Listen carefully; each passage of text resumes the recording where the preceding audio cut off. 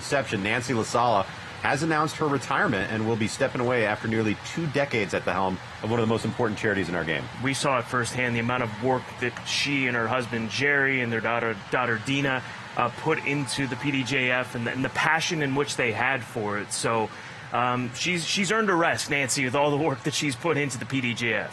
Yeah, it's a full-time job. By the way, she has a full-time job outside of the full-time job that she was doing there. But we're going to take a closer look at Nancy LaSala and all of her efforts and the fruits of those labors over the last couple of years.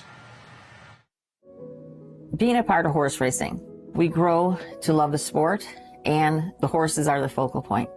And they should be, because they are equine athletes and we have to care for them. But we also have our human athletes who obviously do sustain injuries, and some of them catastrophic. And that's the important part of the program that the Permanently Disabled Jockeys Fund offers, is to be there for those jockeys who suffer those on-track injuries. When you're able to walk away, you're very blessed. And of course, those that aren't able to walk away, those are the ones that we have to create the safety net for. The PDJF has become really one of Nancy's priority in her life. What motivates her are actually the recipients, their family, and making sure that they are thriving, that they are doing well, and she has actually become sort of like a family, extended family to these individuals. They love her and she loves them, so it is an awesome relationship to see. She's the epitome of somebody who is very much focused and dedicated to this cause.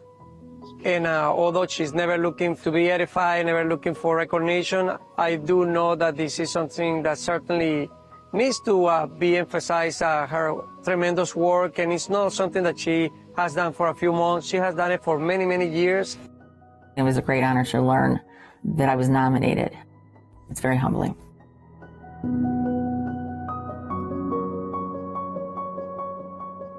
And not only was she nominated, she won the Doc Richardson Community Award from the Thoroughbred Industry Employee Awards presented by Godolphin this past October. I do want to say this, as she steps away, there is no Permanently Disabled Jockeys Fund without Nancy LaSala. It was the hard work of her husband Jerry, of a handful of people, the late Steve Sexton, that really got this going. It started with an endowment from William Farish of Lane's End, and it has grown to what it is today because of Nancy. If it wasn't for Nancy LaSala, we don't have the PDJF. The work continues, but none of us are going to pretend like Nancy LaSala can be replaced.